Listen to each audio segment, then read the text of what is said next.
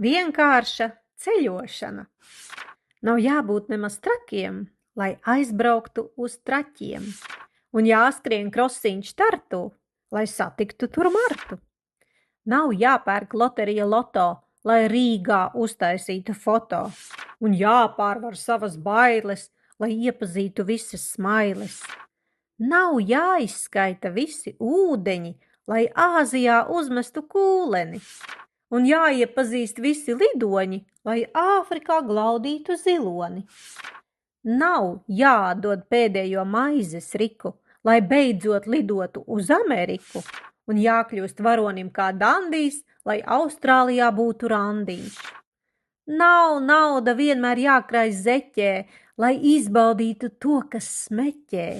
Ir jābūt iekšā mazliet dīdai, kas saka, aizbraucam līdz Antarktīdai.